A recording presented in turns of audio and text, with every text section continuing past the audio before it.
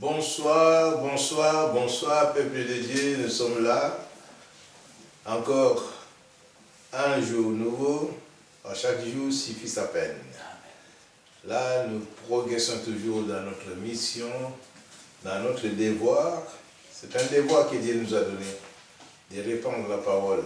Et nous avons choisi les réseaux sociaux, tellement c'est beaucoup plus fréquent. Et vous trouverez beaucoup de messages dans YouTube. Mais avant tout, nous allons invoquer notre Dieu qui nous donne encore ce privilège de vous dispenser cette étude biblique. Prions l'Éternel. Nous te bénissons, nous te glorifions, Seigneur de gloire. Merci, Seigneur, pour tes bienfaits. Merci de nous avoir encore ravivés, de nous avoir encore peut-être donné la force, éternel Dieu. Merci parce que ta grâce nous suffit, Père Saint, Seigneur, de répandre ta parole. Nous te bénissons encore de nous avoir utilisés comme des instruments simples, éternel Dieu, parce que nous sommes abandonnés, Père Saint, dans le creux de ta main. Tu nous as remplis de ton amour, tu nous as remplis encore de la connaissance, Père Saint, Seigneur. Nous sommes venus comme une vase vide. Mais toi, tu as rempli, Père Saint, nos connaissances, éternel Dieu. C'est pour cela, éternel Dieu, nous te remercions pour tes bienfaits, pour ton assistance, et pour, Père Saint, les jours à venir, Père Saint, que tu as proclamé pour cet évangile, Père Seigneur, la bonne nouvelle, Père Saint, soit répandue partout dans le monde entier. C'est pour cela, éternel Dieu, merci pour ta présence, pour ton assistance, merci pour ton soutien, éternel Dieu. Nous insistons, éternel Dieu, parce que tu es là au cœur de nos vies, Père Saint. C'est toi qui nous fais vivre, éternel Dieu. C'est pour cela que nous te bénissons, nous te glorifions dans le nom précieux de notre Seigneur Jésus-Christ. Amen.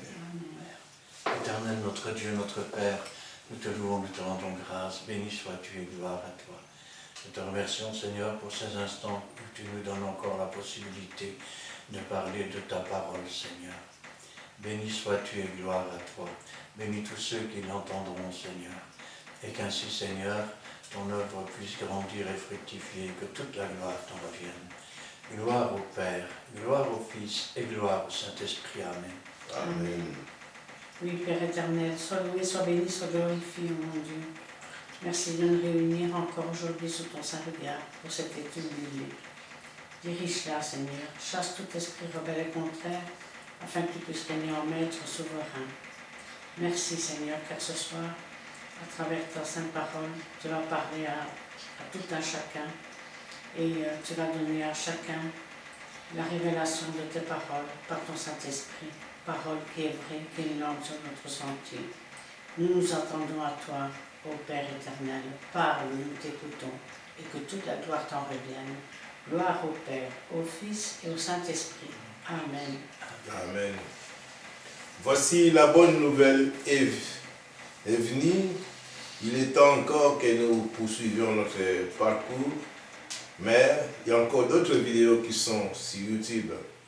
Dans l'adresse de Christian Delso, vous trouverez toutes les vidéos qui sont déjà été diffusées.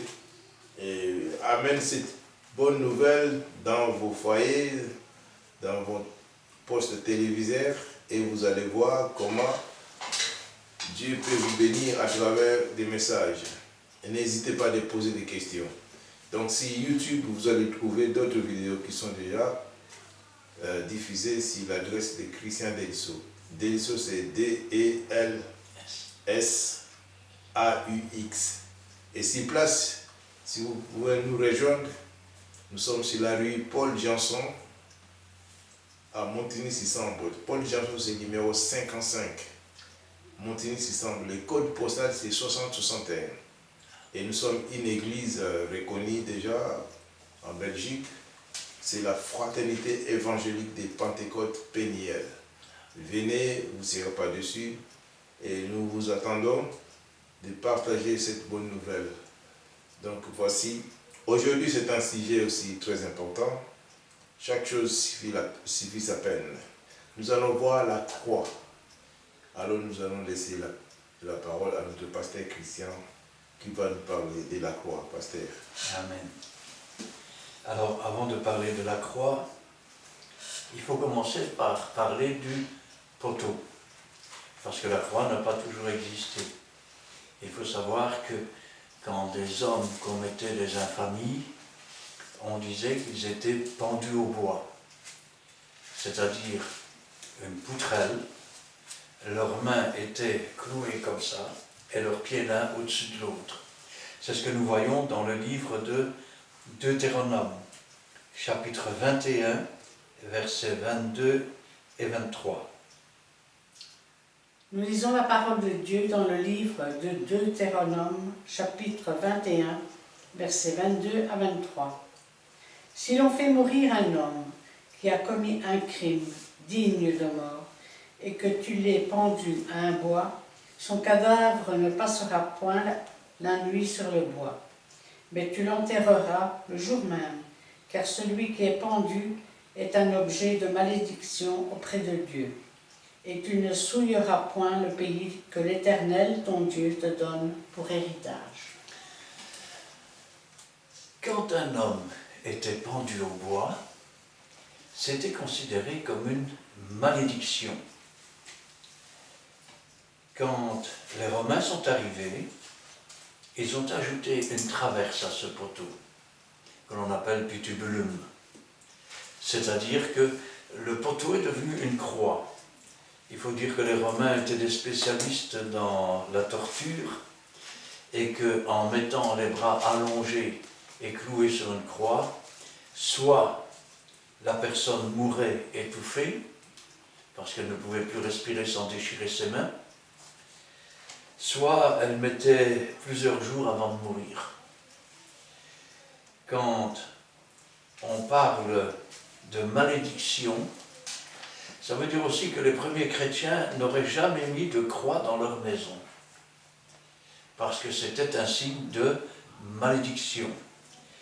Alors, quand on parle de malédiction, on va parler aussi du rachat de la malédiction. Alors pour cela, j'aimerais prendre avec vous dans le livre de Galates, chapitre 3, versets 13 et 14. Nous lisons le livre des Galates, chapitre 3, les versets 13 à 14. Christ nous a rachetés de la malédiction de la malédiction de la loi, étant devenu malédiction pour nous, car il est écrit, maudit est quiconque est pendu au bois, afin que la bénédiction d'Abraham ait pour les païens son accomplissement en Jésus-Christ, et que nous ressuscitions par la foi l'Esprit qui avait été promis. Amen. Christ nous a rachetés de la malédiction de la loi. Pourquoi ? Parce que la loi, c'est un peu comme un pédagogue, un instituteur. Quand on regarde les 10 commandements de Dieu, force est de constater qu'on désobéit à l'un ou l'autre commandement. Et la désobéissance à un commandement, c'est la désobéissance à la loi de Dieu. Et la désobéissance à la loi de Dieu, ça s'appelle le péché. Et le salaire du péché, c'est la mort, c'est-à-dire la séparation d'avec Dieu. C'est une forme, quand on dit, parce qu'il faut comprendre ceci, quand on dit bénédiction, c'est quelque chose qui est bénéfique. Quand on dit malédiction, ça veut dire quelque chose qui est mauvais. Or, il est mauvais d'être séparé de Dieu, parce que quand on est séparé de Dieu, eh bien, c'est la mort assurée. C'est pourquoi il nous est dit, Christ nous a rachetés de la malédiction de la loi, étant devenu malédiction pour nous. Ça veut dire que Christ, qui lui n'avait commis aucun péché, a accepté de prendre la punition que méritait notre péché. C'est-à-dire que, comment je vais dire, il est lui-même devenu malédiction. Rappelez-vous que quand Jésus était sur la croix, les premières paroles qu'il a dit, c'est « Eloi, Eloi, lama sabachthani ». C'est-à-dire, c'est rare quand Jésus pose une question. Quand il pose une question, il y a toujours une réponse. mon Dieu, pourquoi m'as-tu abandonné ?» Et nous pourrions dire, pour que plus jamais nous ne soyons abandonnés. Ça veut dire que Dieu a détourné les regards de son Fils parce qu'il prenait sur lui la malédiction que nous méritions. Ainsi, la mort a eu sa part et donc elle n'a plus rien à réclamer. Celui qui croit en Jésus reçoit le pardon de ses péchés. Christ nous a rachetés de la malédiction de la loi, étant devenu malédiction pour nous, car il est écrit « Maudit est quiconque est pendu au bois ». Pourquoi a-t-il fait cela? Pour que la bénédiction d'Abraham eût pour les païens son accomplissement en Jésus-Christ, et que nous reçussions par la foi l'Esprit qui avait été promis. Ça veut dire que si Jésus n'avait pas donné sa vie sur la croix, nous n'aurions pas reçu le Saint-Esprit. Dieu n'aurait pas pu nous convaincre de péché, de justice, de jugement.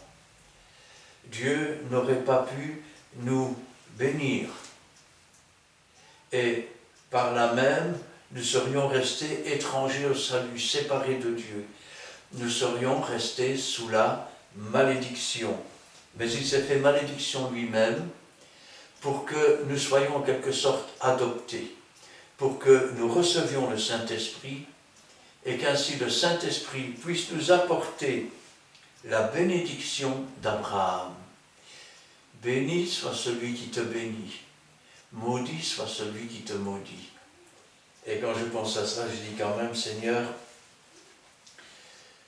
Dieu nous a tant aimés, et Jésus nous a tant aimés, qu'il a accepté de porter cette malédiction. C'est pour ça que Dieu nous demande d'avoir en nous les mêmes sentiments que Jésus-Christ. Et là, nous sommes dans Philippiens, chapitre 2, versets 5 à 11. Nous lisons la parole de Dieu dans le livre des Philippiens, chapitre 2, versets 5 à 11. Ayez en vous les sentiments qui étaient en Jésus-Christ, lequel, existant en forme de Dieu, n'a point regardé comme une proie à arracher d'être égal avec Dieu, mais s'est dépouillé lui-même, en prenant une forme de serviteur, en devenant semblable aux hommes. Et après s'être trouvé dans la situation d'un homme, il s'est humilié lui-même, se rendant obéissant jusqu'à la mort, même jusqu'à la mort de la croix. C'est pourquoi aussi Dieu l'a souverainement élevé et lui a donné le nom qui est au-dessus de tout nom, afin qu'au nom de Jésus, tout genou fléchisse dans les cieux, sur la terre et sous la terre, et que toute langue confesse que Jésus-Christ est Seigneur à la gloire de Dieu le Père. Amen. Amen. Il nous demande d'avoir les mêmes sentiments qui étaient en Jésus. Lui qui était à la fois Dieu le Fils et qui était incarné en simple homme. Il n'a pas regardé comme une proie à arracher d'être égal avec Dieu. Il n'a pas essayé d'être égal avec Dieu. Est-ce possible d'être égal avec Dieu? Voyez-vous, le diable a voulu prendre la place de Dieu et se retrouver comme un animal, un serpent. Les anges qui l'avaient accompagné ont quitté leur demeure première et sont devenus des esprits errants, des esprits méchants ou de mauvais esprits. Quand on regarde la tentation qui avait été apportée à Adam, vos yeux s'ouvriront et vous serez comme Dieu. Mais c'était des mensonges.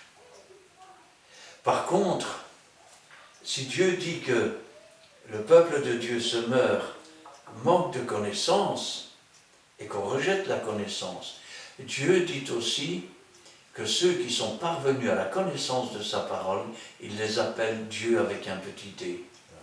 Ça veut dire que Jésus-Christ, la parole de Dieu, nous a montré l'exemple.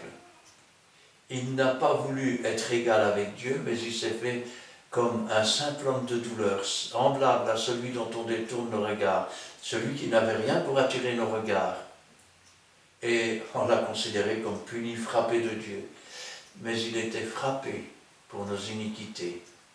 Et le châtiment qui nous donne la paix est tombé sur lui. C'est ce que nous dit la Bible.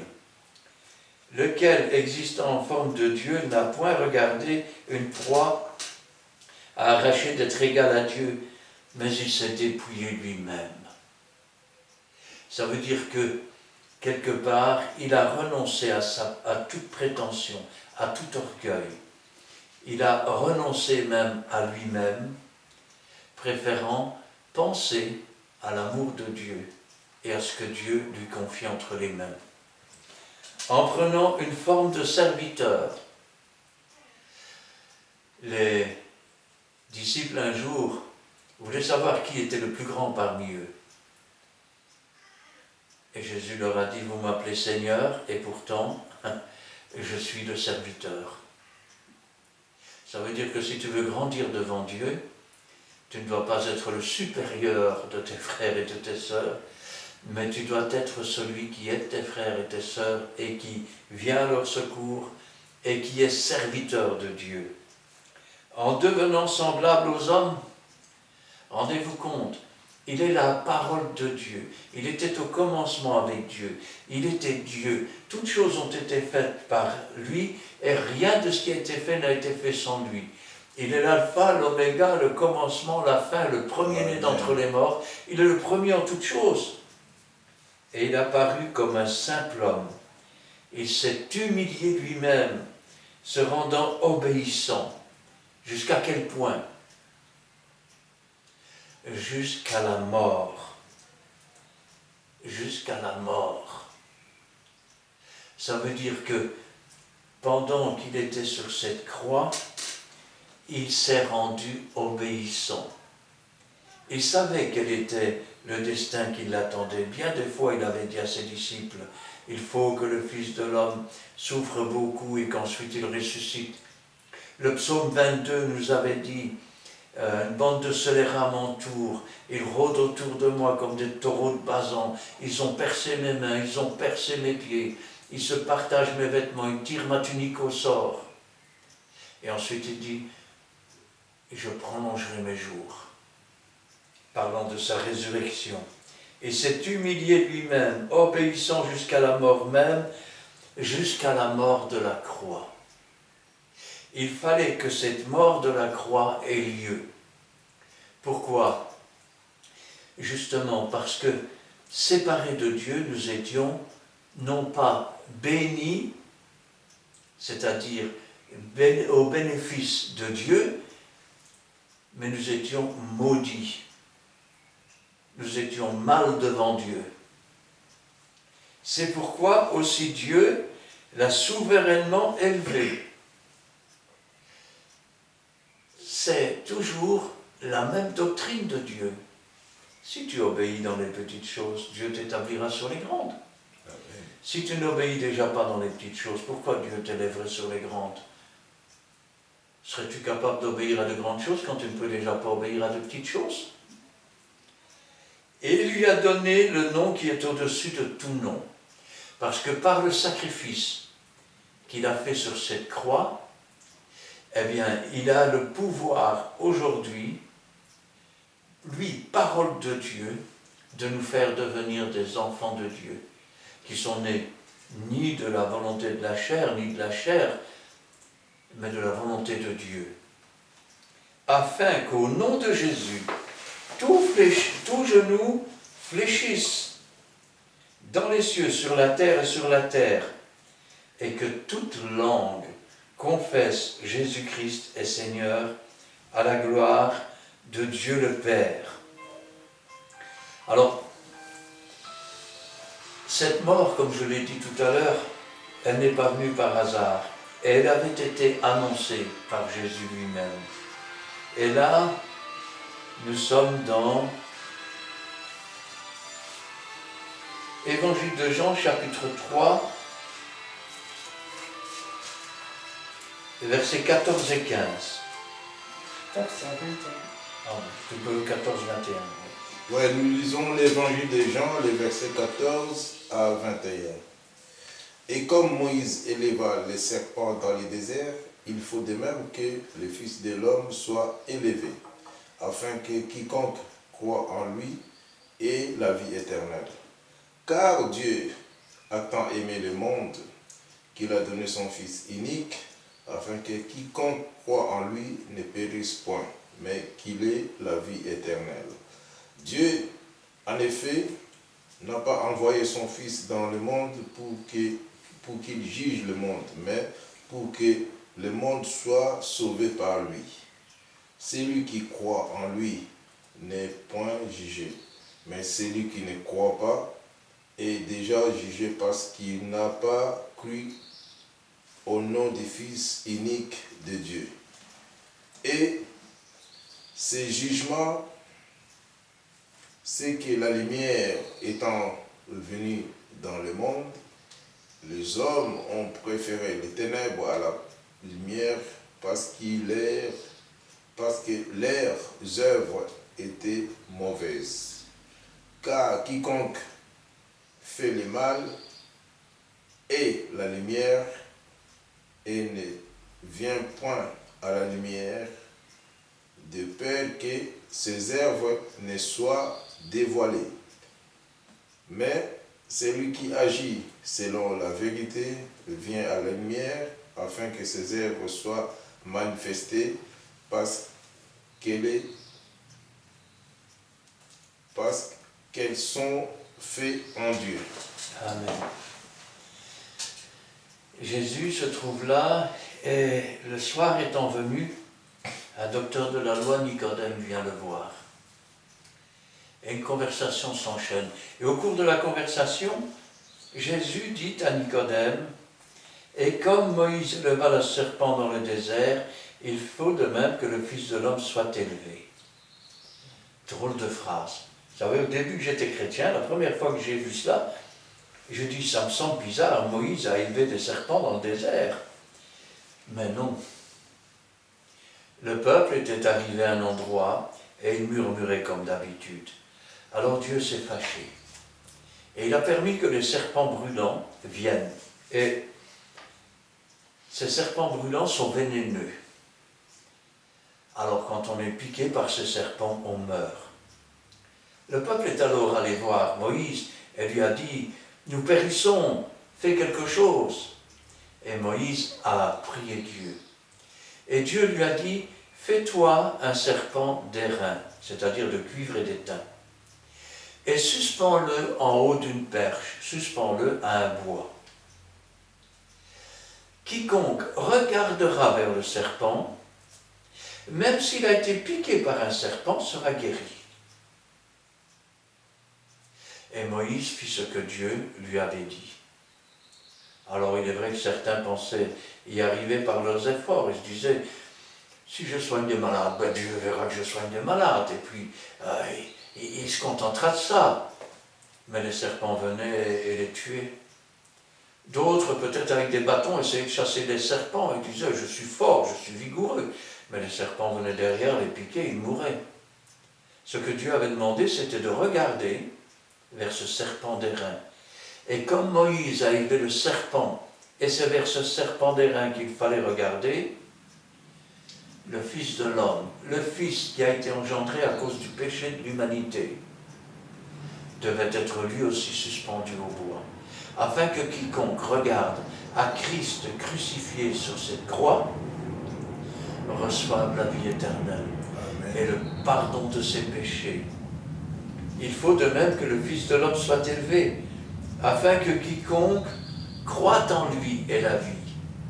Croire en Jésus, c'est croire que Jésus est venu, qu'il a vécu, qu'il est mort sur cette croix, que son sang a effacé les péchés des transgressions, qu'il a été enseveli, qu'il est ressuscité au 3e jour, qu'il a reçu du Père le Saint-Esprit et qu'il le distribue, et qu'il a reçu tout pouvoir, tant sur la terre, que sous la terre, que dans la mer, afin que tout genou fléchisse au nom de Jésus.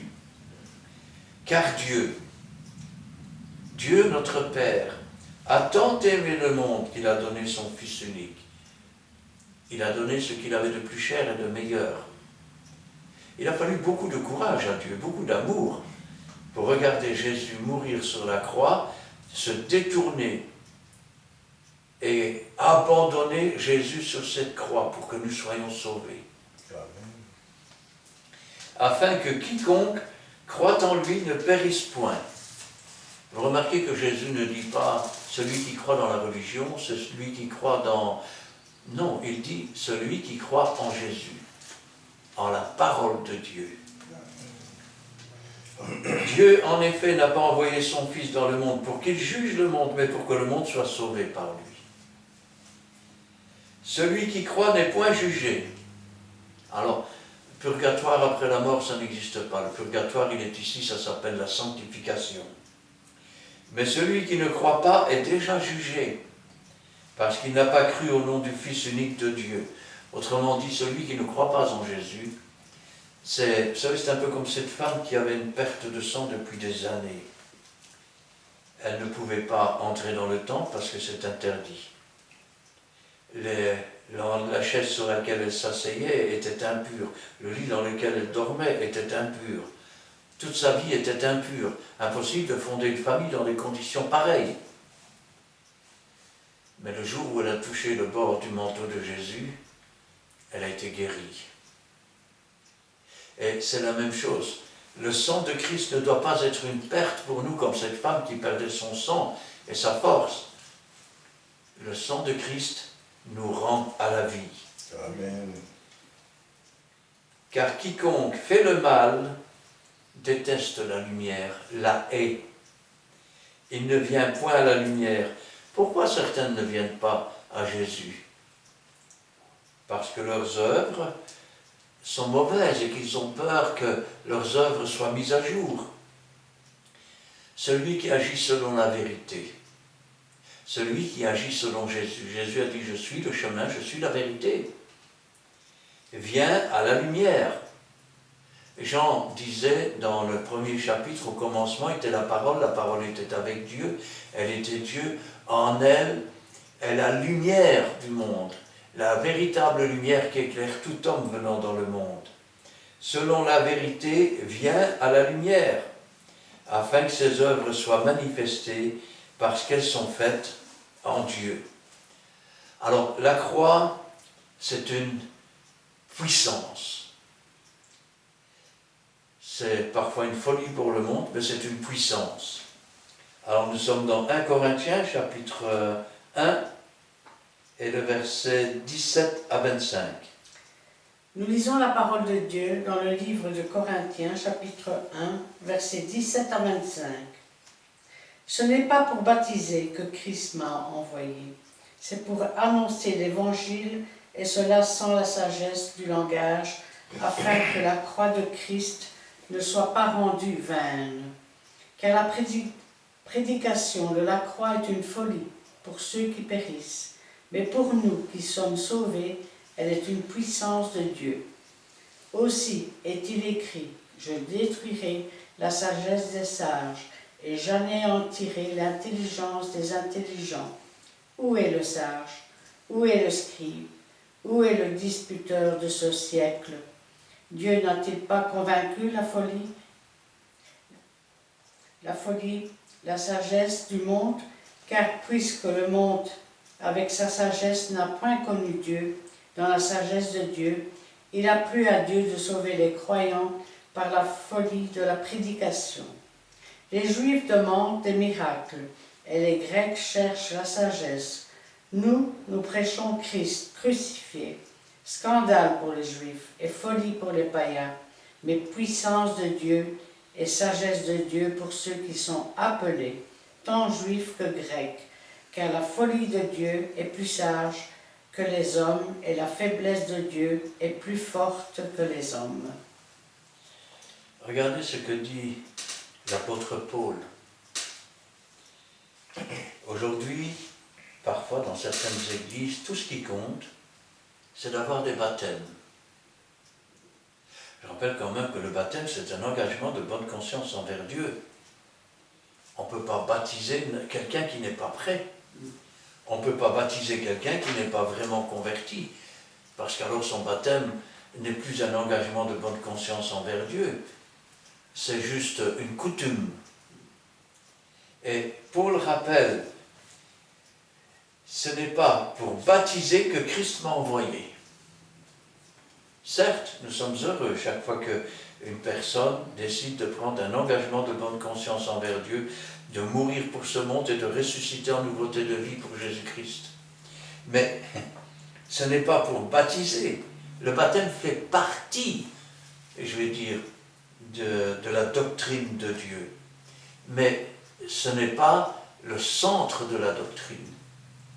Il faut comprendre que baptiser à tour de bras n'apporte rien s'il n'y a pas de réelle conversion. Avant le baptême, il doit y avoir la conversion. Ce n'est pas pour baptiser que Christ m'a envoyé, c'est pour annoncer l'évangile, la bonne nouvelle. C'est ça que veut dire l'évangile.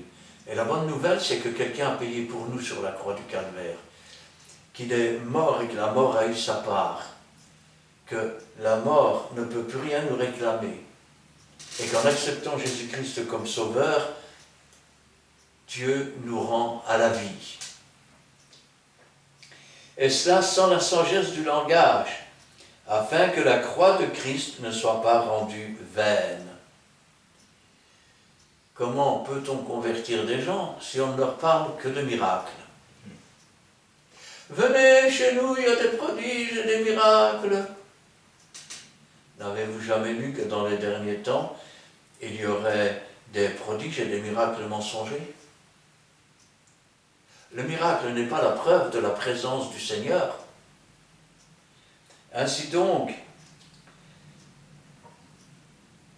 afin que la croix de Christ ne soit pas rendue vaine, car la prédication de la croix est une folie pour ceux qui périssent. Prêcher que Christ nous a tant aimés, que quand il a versé son sang, quand il était sur cette croix agonisant, il ne payait pas pour des fautes qu'il avait commises.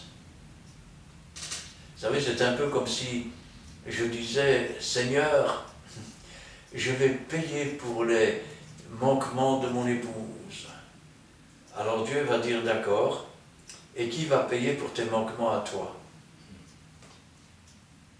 Alors peut-être ma femme, elle va dire, je vais payer pour mon mari. Alors il va dire, ça sert à quoi?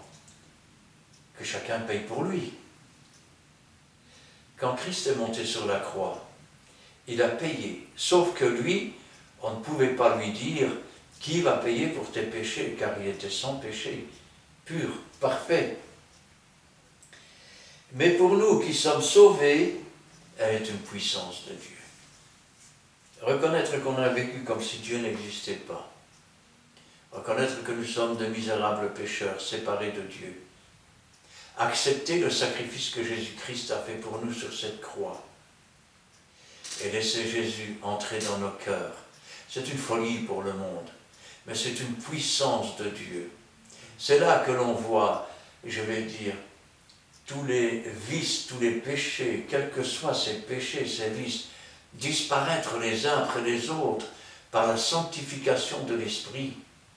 Car celui qui croit en Dieu reçoit le Saint-Esprit. Aussi est-il écrit, je détruirai la sagesse des sages et j'anéantirai l'intelligence des intelligents. Où est le sage, où est le scribe, où est le disputeur de ce siècle? Dieu n'a-t-il pas convaincu de folie la sagesse du monde? Regardons autour de nous. Quelle belle sagesse! Il y a un quart du monde qui a faim. Il y a des millions de personnes qui sont en guerre tous les jours. Il y a du gaspillage partout, il y a de la destruction partout. Quelle sagesse!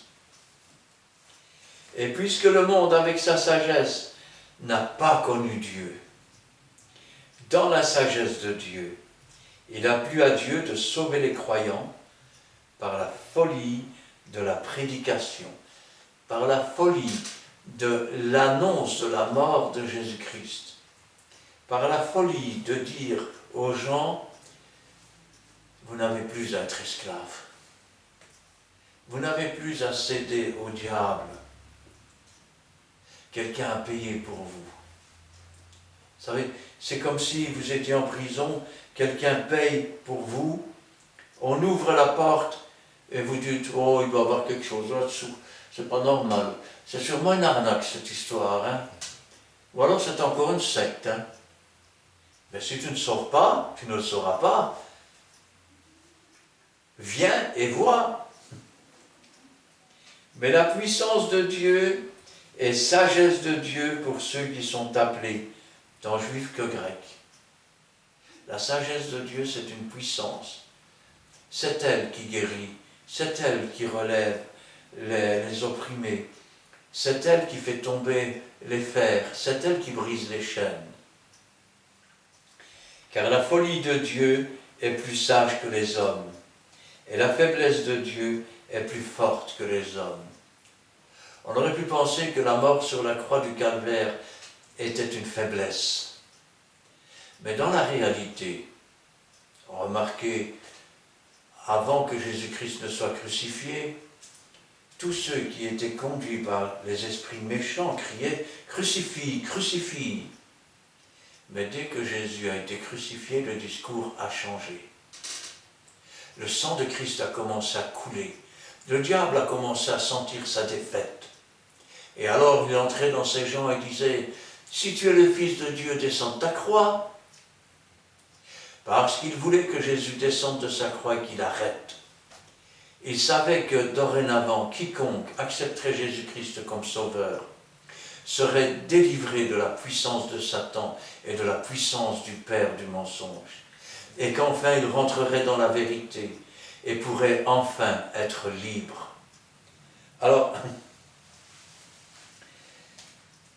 il y a aussi les faux disciples. Eh oui. C'est qu'il n'y a qu'une seule croix, mais il y a des faux disciples. Et là, nous sommes dans Philippiens, chapitre 3, versets 15 à 21. Nous lisons le livre de Philippiens, chapitre 3, les versets 15 à 21. Nous, tous qui sommes parfaits, ayons les mêmes pensées, et si vous êtes en quelque point d'un autre avis, Dieu vous éclairera aussi là-dessus. Seulement, au point où nous sommes parvenus, marchons d'un même pas, soyez tous mes imitateurs, frères, et portez le regard sur ceux qui marchent selon le modèle que vous avez en nous.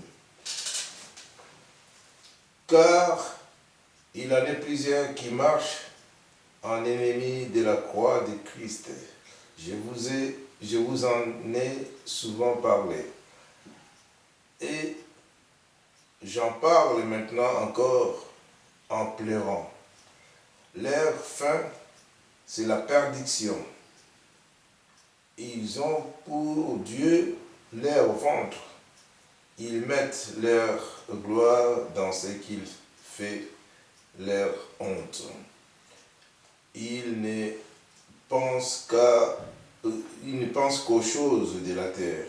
Mais notre cité à nous est dans les cieux, d'où nous attendons aussi comme sauveur le Seigneur Jésus-Christ, qui transformera le corps de notre humiliation en les rendant semblables au corps de sa gloire, par le pouvoir qu'il a de sa sujeture toutes choses.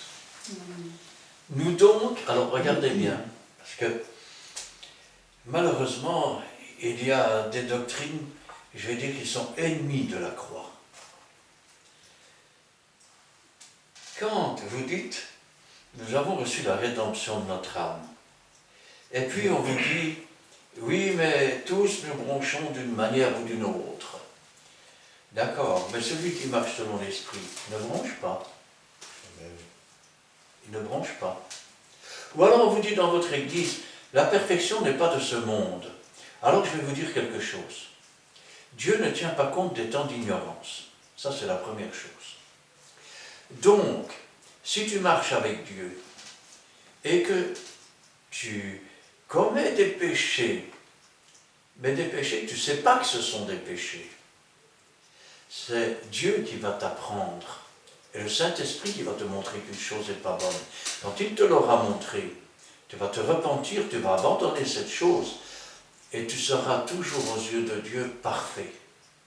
Rappelez-vous quand Balak voulait que Balaam maudisse le peuple d'Israël, Dieu dit « Je ne vois point d'iniquité en Israël ». C'est un peuple qui marche, qui ne se couche pas tant qu'il n'a pas bu le sang de la victime et mangé sa chair. Jésus dit « Si vous mangez ma chair, si vous buvez mon sang, vous avez la vie en vous-même ». Nous donc qui sommes parfaits, il ne dit pas « Nous sommes imparfaits ». La perfection, c'est quoi?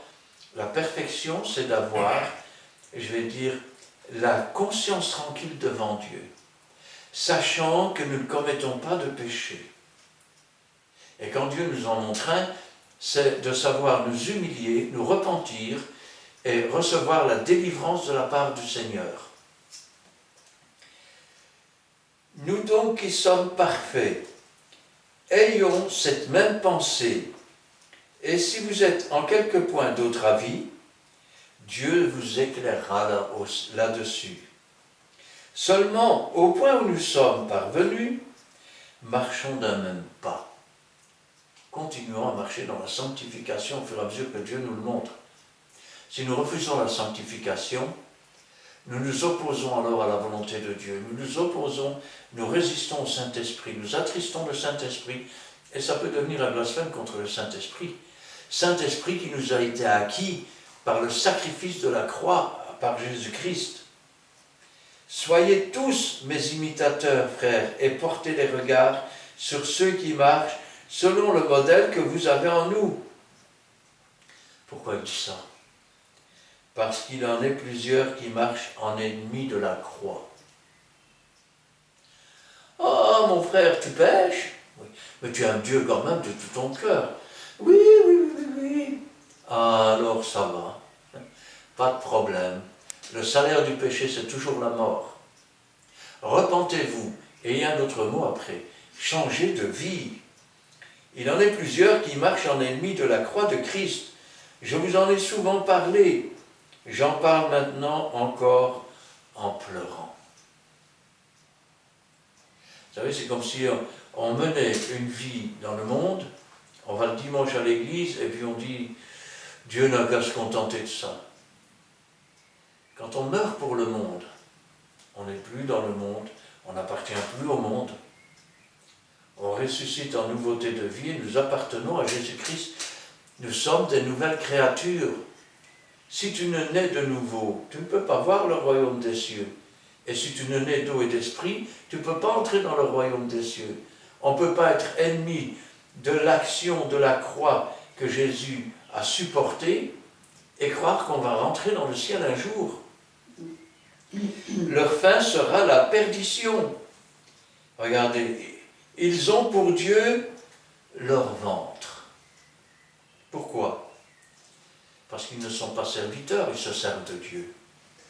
Ils mettent leur gloire dans ce qui fait leur honte. Il y en a même certains qui inventent des doctrines qui sont scandaleuses et qui provoquent des scandales dans les églises. Ils ne pensent qu'aux choses de la terre. Ils ne pensent à rien de céleste. Leurs regards ne sont pas tournés vers Jésus. Leurs regards sont tournés vers le monde, le prince du monde, et ses démons. Regardez ce qu'il ajoute, l'apôtre. Mais notre cité à nous est dans les cieux. Nous sommes concitoyens de la cité céleste. Amen. Nous ne sommes plus terriens. Nous sommes comme des extraterrestres. Nous avons toujours les deux pieds sur la terre. Jésus a dit, je ne te prie pas pour les ôter du monde, je te prie pour les préserver du monde. Mais notre cité à nous est dans les cieux, d'où nous attendons aussi comme sauveur le Seigneur Jésus-Christ, qui transformera le corps de notre humiliation en le rendant semblable au corps de sa gloire.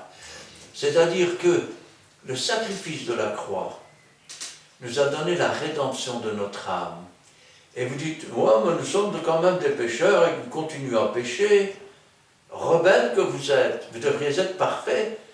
Vous ne devriez avoir aucun péché connu de Dieu. Et ceux que Dieu vous fait connaître, eh bien, ils devraient disparaître par la sanctification, par la repentance. Mais au lieu de ça, beaucoup se complaisent dans le péché et pensent que Dieu n'a qu'à, je vais dire, se contenter de cela. Et je vous poserai une question.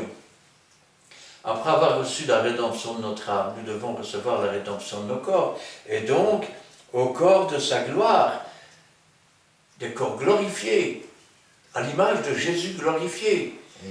Dites-moi, est-ce que ces corps seront souillés par le péché ou pas? Vous allez me dire, non, ils sont parfaits. Alors pourquoi dites-vous que nous sommes souillés par le péché quand nous avons la rédemption de notre âme en vertu du sacrifice que Jésus-Christ a fait sur cette croix? C'est pour ça que l'apôtre dit au verset 15, nous sommes donc parfaits. Être parfait ne signifie pas, je vais dire, ne pas faire des choses qui déplaisent à Dieu. Être parfait signifie ne rien connaître dans notre vie qui pourrait déplaire à Dieu. Et si maintenant nous faisons une chose qui déplaise à Dieu, mais que nous ne le savons pas, Dieu ne tiendra pas compte des temps d'ignorance, mais par son esprit, il nous le montrera. Alors soit nous résistons et nous devenons ennemis de la croix de Jésus, soit nous nous sanctifions et nous redevenons parfaits. C'est cela la marche de sanctification sur laquelle personne ne verra Dieu. Le sang de la croix, c'est aussi la réconciliation avec Dieu. Et là, nous sommes dans Colossiens chapitre 1, versets 8 à 23. 18 à 23. 18 à 23, oui. Nous lisons la parole de Dieu dans le livre de Colossiens, chapitre 1, versets 18 à 23. Amen. Il est la tête du corps de l'Église. Il est le commencement, le premier-né d'entre les morts, afin d'être en tout le premier. Car Dieu a voulu que toute plénitude habitât en lui. Il a voulu par lui réconcilier tout avec lui-même, tant ce qui est sur la terre que ce qui est dans les cieux, en faisant la paix par lui, par le sang de sa croix. Et vous, qui étiez autrefois étrangers et ennemis, par vos pensées et par vos mauvaises œuvres, il vous a maintenant réconciliés par sa mort dans le corps de sa chair, pour vous faire paraître devant lui, saints, irrépréhensibles et sans reproche, si du moins vous demeurez fondés et inébranlables dans la foi, sans vous détourner de l'espérance de l'évangile que vous avez entendu, qui a été prêché à toute créature sous le ciel, et dont moi, Paul, j'ai été ministre. Amen. J'ai été fait ministre. Il est la tête du corps de l'Église. Ça veut dire quoi? La tête, c'est ce qui pense. La tête, c'est ce qui décide. La tête, c'est, je vais dire, on peut dire ce qui dirige. Jésus-Christ est le chef de l'Église. Amen. Il est le commencement. Sans lui, pas d'Église. Toute chose a été faite par la parole de Dieu. Et la parole de Dieu a été faite chair. Et nous avons contemplé sa gloire, une gloire comme la gloire du Fils unique venu du Père. Le premier-né d'entre les morts. Il est le premier à être sorti du tombeau, non pas pour remourir après dans la vieillesse, mais pour vivre éternellement, afin d'être en tout le premier. Car Dieu a voulu que toute plénitude habitât en lui. Il a voulu par lui réconcilier tout avec lui-même, tant que ce qui est sur la terre, c'est-à-dire les hommes, que ce qui est dans les cieux, avec Dieu. en faisant la paix par lui, par le sang de sa croix. Sans effusion de sang, il n'y a pas de pardon. Déjà dans le premier temple, tout d'après la loi était sanctifié par le sang. C'est ainsi que l'autel a été sanctifié par le sang. C'est ainsi que le livre a été sanctifié par le sang. C'est ainsi que le sang versé sur la croix a purifié et sanctifié quiconque croit en Jésus-Christ. En faisant la paix par lui, par le sang de la croix. Et vous étiez autrefois étrangers, ennemis par vos pensées et par vos mauvaises œuvres. Nous ne connaissions pas Dieu, nous ne savions pas qui il était, nous ne savions pas, je vais dire, ce qu'il avait fait pour nous. En fait, on ne connaissait rien du tout, on était stupides. Et par nos pensées, par nos actions, finalement, nous nous étions enchaînés par la pensée du diable et la destruction qu'il voulait faire en nous. Il vous a maintenant réconciliés par sa mort dans le corps de sa chair. Il nous a arrachés à la mort. Il nous a arrachés à la puissance du prince de ce monde, afin que, une fois libres, nous puissions marcher en toute liberté, réconciliés par sa mort dans le corps de sa chair, pour vous faire paraître devant lui, pour nous faire paraître un jour devant lui saint. Il n'y a pas de saleté dans la sainteté. Irrépréhensible, ça veut dire aucun reproche. Et sans reproche, si du moins, il y a une condition, si du moins vous demeurez fondés. Le fondement, c'est ce qui fait que, je vais dire, le bâtiment subsiste. Si le fondement n'est pas bon, le bâtiment ne sera pas bon non plus. Fondé et inébranlable. Quelque chose qui est inébranlable, c'est indestructible. Dans la foi, dans la confiance en Dieu, sans vous détourner de l'espérance de la bonne nouvelle, sans nous détourner des paroles de Dieu. Nous n'avons pas besoin de nous inventer des doctrines. Dieu a fait la doctrine et il est Dieu. Amen. Et hors lui, il n'y a pas d'autre Dieu. Que vous avez entendu, qui a été prêché à toute créature sous le ciel. Et Paul ajoute, et dont moi, j'ai été fait ministre. Dans ce combat de la croix, ce n'était pas une défaite, c'était une victoire. Et Christ est vainqueur. Nous sommes dans Colossiens, chapitre 2, versets 10 à 15. Nous lisons le livre des Colossiens, chapitre 2, de versets 10 à 15. Vous avez en tout pleinement en lui, qui est le chef de toute domination et de toute autorité. Et c'est en lui que vous avez été circoncis, d'une circoncision que la main n'a pas fait, mais de la circoncision de Christ, qui consiste dans le dépouillement du corps de la chair.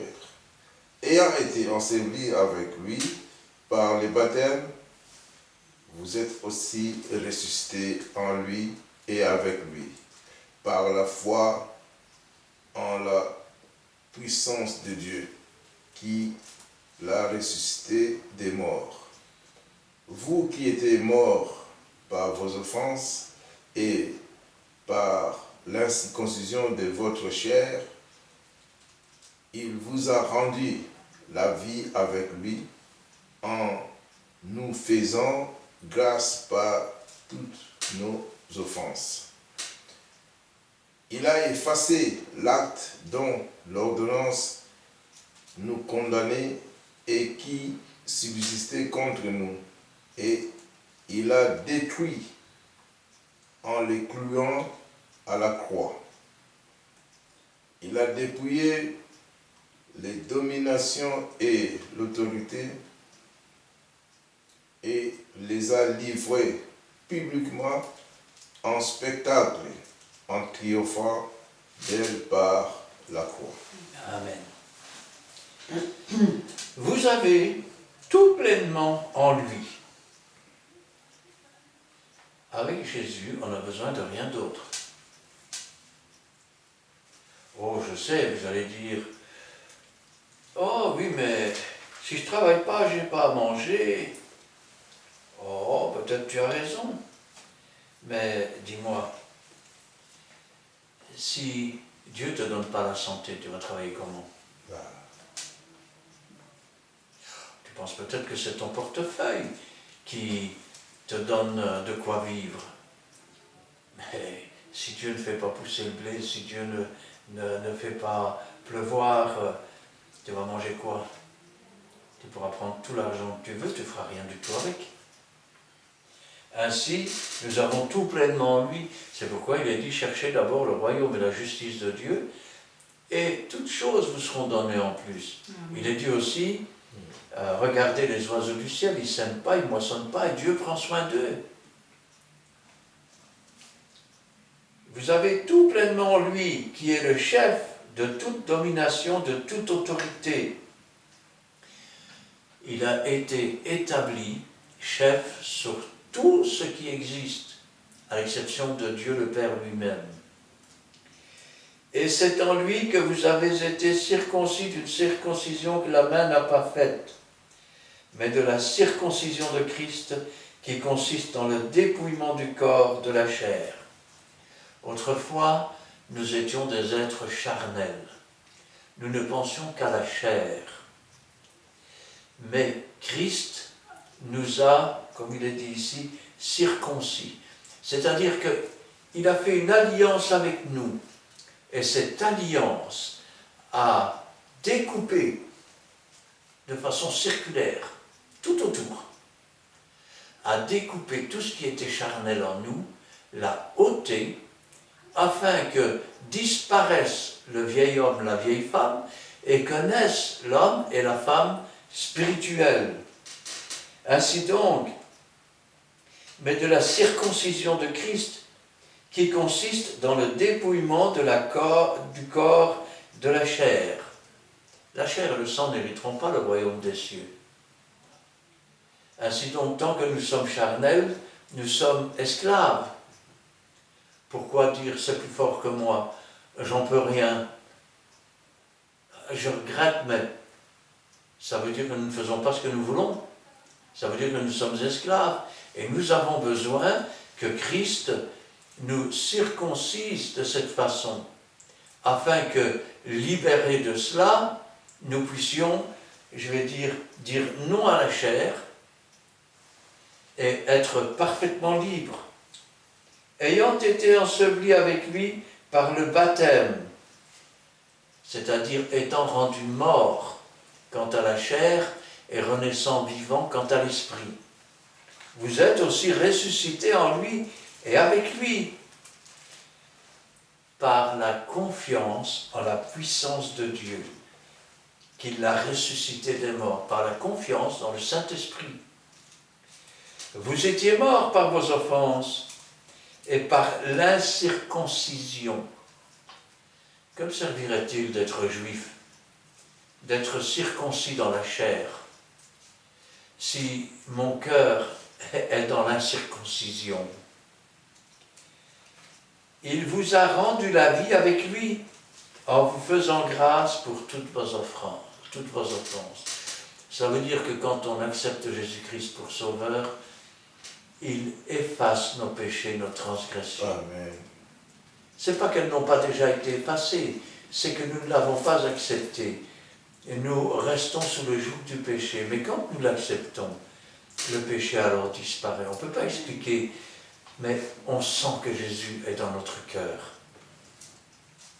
Il a effacé l'acte dont les ordonnances nous condamnaient. Rappelez-vous, Jésus a dit, je ne suis pas venu abolir la loi, il est venu l'accomplir. Il a accompli toute la loi pour nous, afin que nous qui ne pouvions pas l'accomplir, en acceptant ce qu'il avait fait pour nous, la loi soit accomplie en nous, et que la circoncision de la chair ait lieu, et qui subsistait contre nous. Il l'a détruite en le clouant à la croix. Il a détruit l'ordonnance de notre condamnation en acceptant d'être cloué sur cette croix. Il a dépouillé les dominations et les autorités, les a livrées publiquement en spectacle, en triomphant d'elles. Car la mort de Jésus sur la croix n'est pas une défaite, c'est une victoire. Il a vaincu Satan, il a vaincu ses démons. Quand il est descendu dans les encres de la terre, il a vaincu la mort en déposant tous nos péchés dans le séjour des morts, dans la mer de l'oubli. La mort a eu sa part, elle n'a plus rien à réclamer. Et c'est ainsi qu'il a pu emmener les captifs sur les hauteurs. Il a triomphé d'elle par la croix. Ça veut dire que si Christ n'était pas monté sur la croix, il n'y aurait pas de salut. Maintenant, parlons de l'abandon et le don de soi au Seigneur. Nous sommes dans Matthieu chapitre 10, versets 37 à 39. Nous lisons la parole de Dieu dans le livre de Matthieu chapitre 10, versets 37 à 39. Celui qui aime son père ou sa mère plus que moi n'est pas digne de moi. Celui qui aime son fils ou sa fille plus que moi n'est pas digne de moi. Celui qui ne prend pas sa croix et ne me suit pas n'est pas digne de moi. Celui qui conservera sa vie la perdra, et celui qui perdra sa vie à cause de moi la retrouvera. Amen. Premier commandement de Dieu. Tu aimeras ton Dieu de tout ton cœur, de toute ta force, de toute ta pensée. Ensuite, le second qui lui est semblable, tu aimeras ton prochain comme toi-même. Celui qui aime son père ou sa mère plus que moi. Tout ce que tu mets au-dessus de Jésus devient une idole. Il n'est pas digne de moi. Et celui qui aime son fils ou sa fille plus que moi n'est pas digne de moi. Voilà ce que dit le Seigneur. Si ton fils et ta fille sont plus importants que moi, ils deviennent des idoles. Celui qui ne prend pas sa croix. Prendre sa croix, c'est quoi? C'est renoncer d'abord à soi-même, renoncer au monde, mettre Jésus en premier. Mais je suis quand même ton fils, je suis quand même ta fille. D'abord Dieu, après toi. Et ne me suis pas n'est pas digne de moi.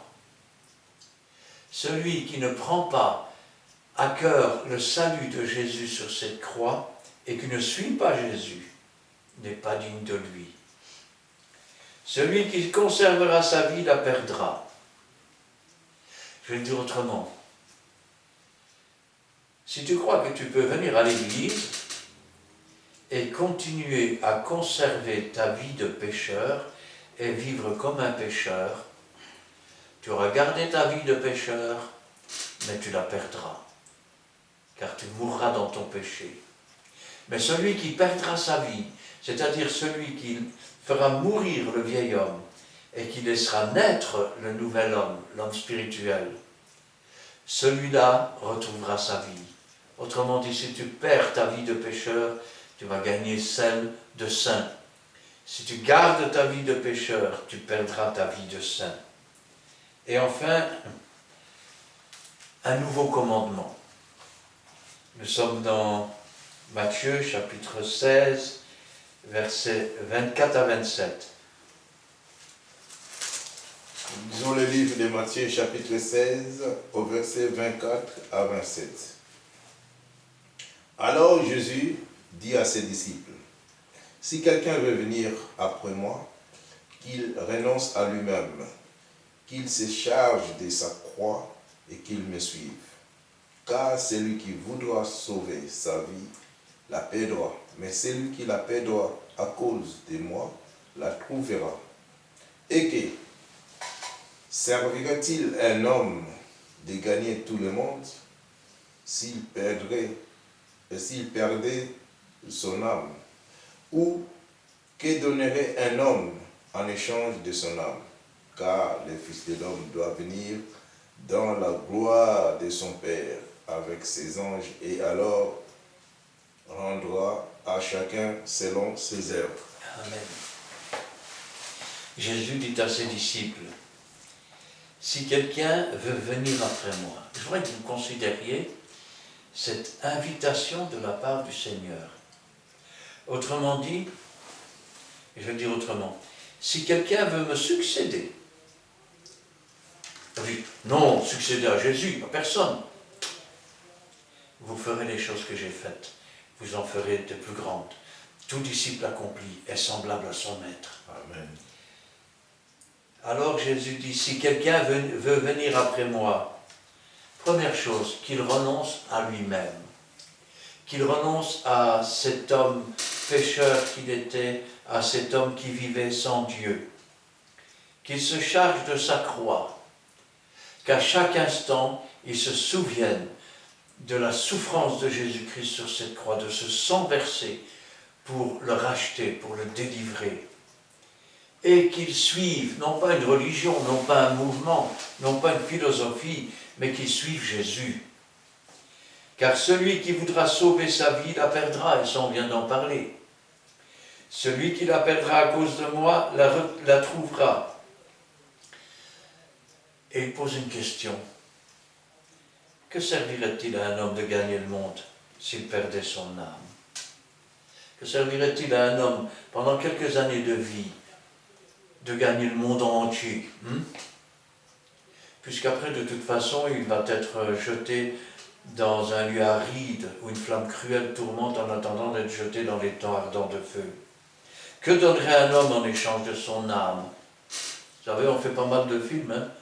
Le diable achète ton âme en échange de ceci, de cela. Il y a même des gens du spectacle qui vendent leur âme, mais regardez comment ils finissent. Car le Fils de l'homme doit venir. Jésus revient bientôt. Préparez-vous.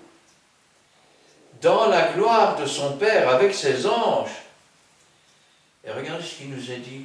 Alors il rendra chacun selon ses œuvres. Selon ses œuvres.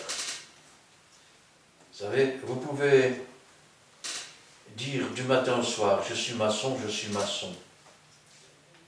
C'est des mots. C'est au pied du mur qu'on voit le maçon. Eh oui, parce que là, il faut mettre les briques. Il ne s'agit pas simplement de le dire, il faut le faire. De même, nous serons jugés selon nos actions. Nous pouvons crier que nous sommes chrétiens. Et regardez les films porno le soir. Nous pouvons crier que nous sommes chrétiens, tromper notre femme. Nous pouvons crier que nous sommes chrétiens et être des voleurs, des menteurs, de tout ce que vous pouvez imaginer comme péché. Mais rappelez-vous que Jésus va revenir avec ses anges et qu'il va juger chacun selon ses œuvres. Dieu nous donne à être parfaits. Dieu nous donne le Saint-Esprit pour que nous ne péchions point. Et Dieu ne tiendra pas compte des temps d'ignorance. Il nous montrera petit à petit les choses qui lui déplaisent. Il nous incombera alors de demander son aide et le pardon afin que nous puissions être lavés de ces fautes et qu'elles disparaissent et qu'à nouveau nous puissions nous sentir parfaits devant Dieu. Afin que, vous savez, beaucoup de gens voudraient avoir des dons du Saint-Esprit. Et il y en a qui viendraient bien du sensationnel, chasser des démons. Et je vais vous dire une chose. Rappelez-vous toujours les fils de Sheva. Le démon dit, je connais Jésus, je connais Paul, vous je ne vous connais pas. Si vous demeurez dans votre péché, vous résistez au Saint-Esprit, vous attristez le Saint-Esprit. Quand vous vous frotterez à quelqu'un qui est atteint d'un esprit méchant, le diable qui est l'accusateur des frères vous mettra votre péché devant vous. Il le mettra devant vous, vous serez dans la honte. Et quand je pense à ça, je dis quand même, rappelez-vous toujours, les disciples ici qui nous disent qu'ils étaient parfaits, qu'ils marchaient avec Dieu, dans la sanctification et dans la parole de Dieu, la prédication de la croix, qui est une puissance de Dieu. Amen. Ces disciples, quand il y avait des malades, on les mettait dans la rue pour que leur ombre passe au-dessus des malades et qu'ils soient guéris. Quand ils ôtaient leurs vêtements, on mettait les vêtements sur les malades pour qu'ils soient guéris. Quand ils s'approchaient, qu'est-ce qu'ils disaient? Lève-toi et marche. Et ils se levaient et marchaient. Aujourd'hui, on a des clones qui pêchent pendant la semaine et qui s'imaginent que Dieu est une marionnette, qu'on va tirer les ficelles et faire ce qu'on veut. La prédication de la croix est une folie pour ceux qui périssent. Mais rappelez-vous toujours qu'elle est une puissance de Dieu pour ceux qui acceptent Jésus-Christ, pour ceux qui marchent dans la sanctification. La promesse est pour vous, pour vos enfants, d'aussi grand nombre que le Seigneur les appellera. Et rappelez-vous toujours que Dieu ne fait pas ce qu'il peut, il fait ce qu'il veut. Vous voulez marcher comme les apôtres? Alors marchez réellement comme les apôtres. Le sang de la croix, c'est ce qui vous donnera la force et la puissance. C'est ce qui vous permettra d'accéder au Saint-Esprit. C'est ce qui vous permettra de faire les œuvres, non parce que vous avez envie, comme certains, mais les œuvres préparées d'avance par Dieu. Parce que cette croix, elle est victorieuse. Parce que cette croix, c'est la défaite des démons, c'est la défaite du diable, c'est la défaite de la mort, et c'est la victoire de la résurrection et de la vie. Amen. Amen. Amen. Voici, nous sommes arrivés là où nous pouvons arriver, c'est-à-dire, on vous laisse le temps de regarder cette vidéo en famille. Et n'oubliez pas de liker, et n'oubliez pas non plus de vous abonner, comme ça vous allez encore vous recevoir d'autres vidéos qui vont suivre, donc en premier. Et nous sommes là, sans commentaire, on vous laisse les regarder. Regardez cette vidéo et encore d'autres vidéos qui sont sur YouTube. Vous avez la même adresse, Christian Delisaux, D-E-L-S-A-U-X. Et si place vous pouvez venir aussi à Péniel nous assister et ça serait une grande bénédiction. Donc voilà, nous sommes arrivés quasiment à la fin parce que nous avons commencé par une prière. Nous clôturons aussi ces titres bibliques par une prière. Prions l'Éternel. Nous te bénissons Père, toi Seigneur, nous avons révélé ces choses. La croix éternelle Dieu. Nous voulons renoncer Père Seigneur aux œuvres mortes Père Saint. Et renoncer à nous-mêmes, Père Saint, pour que nous puissions te suivre, Éternel Dieu. Porter nos croix, Père Seigneur, et notre responsabilité, Père Saint, soit toujours attachée à toi, Éternel Dieu. Merci, Père Saint, parce que tu nous rendras, Père Saint, dans les derniers jours selon nos œuvres. Éternel Dieu, que nos œuvres soient toujours vivantes, Éternel Dieu, en toi, parce que nous croyons en Christ vivant. Oh Dieu Tout-Puissant, nous te bénissons encore à ce moment que tu nous inspires. Tu nous donne encore la force, Père Saint, si toute ta grâce y abonde nos cœurs. Dieu Tout-Puissant, nous voulons chercher premièrement le royaume des cieux et tout le reste nous serons donnés par-dessus. Merci Dieu Tout-Puissant pour les moments que nous avons passés en toi, pour toi, éternel Dieu, avec toi. Garde-nous dans le creux de ta main, Père Saint Seigneur. Si tout éternel Dieu, nous sommes abandonnés dans le creux de ta main comme des vases vides, remplis-nous, Père Saint, de bonnes œuvres, Père Seigneur, pour que, Père Seigneur, ces jours-là, quand tu viendras avec les anges, tu puisses nous rendre, Père Saint, à chacun, Père Saint, selon nos œuvres vivant en toi. Christ à moi, l'espérance de la gloire. Nous manifestons cette gloire, Père Saint, en toi, en partageant, Père Saint, cette parole. Bénissez ceux qui vont regarder, Éternel Dieu, ceux qui vont partager encore, Père Seigneur. Nous voulons bénir des familles qui vont regarder. Nous te bénissons, nous te glorifions, Père Saint, d'avoir encore béni notre chemin de retour. Protège-nous comme une poule protège ses poussins, Père Saint, sous tes ailes, nous sommes protégés. Nous te bénissons encore, Père Saint, dans les jours à venir que nous allons témoigner de ce que tu as fait de nous et de ce que tu feras de nous, Père Saint, selon les beaux vouloirs de ton pouvoir. Gloire au Père, gloire au Fils et gloire au Saint-Esprit. Amen. Amen. Oui Seigneur, nous te louons, nous te rendons grâce, béni sois-tu et gloire à toi. Nous te remercions Seigneur pour cette croix victorieuse qui reste debout, pour cette croix Seigneur qui domine sur tout. Nous te remercions Seigneur pour ce partage que tu fais avec nous de cette victoire, afin que nous aussi nous soyons plus que vainqueurs. Béni sois-tu et gloire à toi Seigneur. Que ta parole ne retourne pas à toi Seigneur, sans avoir fait ta volonté, sans avoir donné du pain à celui qui mange, de la semence à celui qui sème, et que là aussi toute la gloire t'en revienne. Gloire au Père, gloire au Fils et gloire au Saint-Esprit. Amen. Amen. Amen. Merci Seigneur pour cet instant béni passé à ta présence. Merci car ce soir tu as donné à chacun le discernement et la révélation de tes paroles par ton Saint-Esprit. Tu nous as relaté tout ce qui était à dire sur la croix. Et donne-nous, Seigneur, de méditer tous ces passages, de les accepter, mais surtout de les mettre en pratique, oh mon Dieu. Car nous voulons, Seigneur, faire ta volonté à chaque instant, à chaque moment. Et que ton Saint-Esprit brûle en nous tous les interdits cachés, afin que nous puissions nous présenter devant toi, saints et agréables, mon Dieu. Nous t'aimons et nous voulons faire ta volonté, afin, Seigneur, d'être toujours sur le bon chemin et te rester fidèle jusqu'au bout. Agis aussi, Seigneur, dans le cœur de tout un chacun qui vont aujourd'hui encore écouter ta parole et regarder cette vidéo biblique. Agis dans tous ces cœurs qui te cherchent.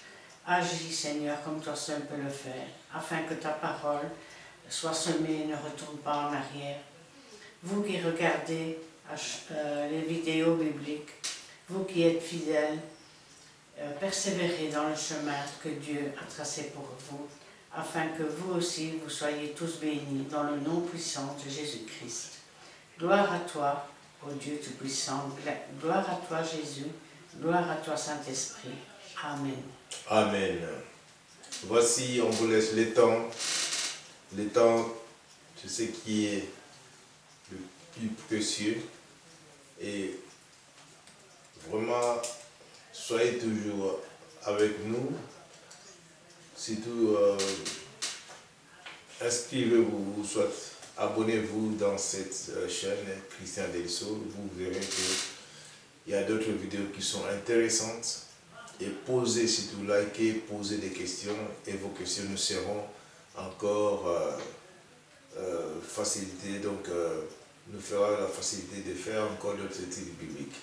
Parce que les autres ont posé des questions, c'est pour cela que nous poursuivons des questions pour en faire des études bibliques. Et aujourd'hui, quant à nous, on vous dit bye bye, soyez bénis.